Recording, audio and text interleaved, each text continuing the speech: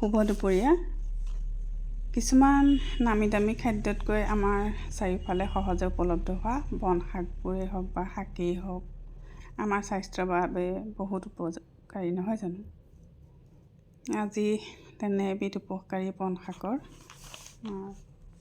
শাকত কাঠ মাছ, মানে আজি মই কাৱৈ মাছ দিছোঁ। কাঠ মাছৰ ভিতৰত বহুত পৰে, আজি কিন্তু কাৱৈ মাছ দিম। কাৱৈ মাছ দি মইনো কেনেকৈ তৰকাৰীখন বনালোঁ তাকে আপোনালোকক অলপ দেখুৱাওঁ। আচলতে পদ্ধতিটো তেনেই সহজ, মাত্ৰ ইয়াত আদা, নহৰু, পিঁয়াজ এনেকুৱা কেইটামান বস্তু লাগে, অকণ শুকান জালুক লাগে। তেনেই সহজ পদ্ধতিয়ে বনাইছোঁ। আচলতে ভেদাইলতা শাকৰ ৰজা বুলি ক'লেও ভুল কোৱা নহ'ব। ইয়াৰ উপকাৰিতা গুণ বহুত।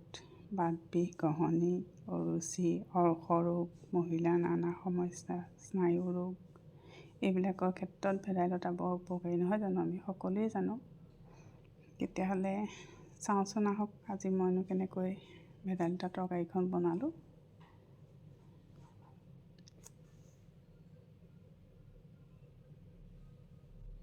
পিঁয়াজ, নহৰু আৰু আদাখিনি মই তেলত দি ল'লোঁ। দি ভালকৈ ৰঙা হোৱাকৈ ভাজি ল'লোঁ।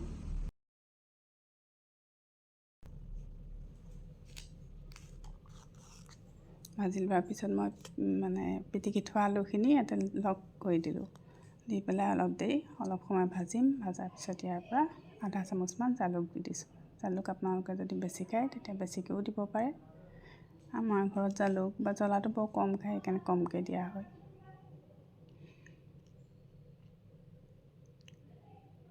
দি পেলাই লৰাই পিচি থৈছিলোঁ। থোৱা সেই ভেদাইলতাখিনি মই পিঁয়াজ, নহৰু, আলুৰ লগত দি পেলাই এতিয়া অকণমান সময় ভাজিম। ভাজি অলপ শুকাই যোৱাৰ পিছত ইয়াত মই পানী অকণ দিম। ভেদাইলতাখিনি প্ৰায় শুকাই গৈছে। শুকাই যোৱাৰ পিছত এতিয়া মই অকণমান পানী দি দিছোঁ।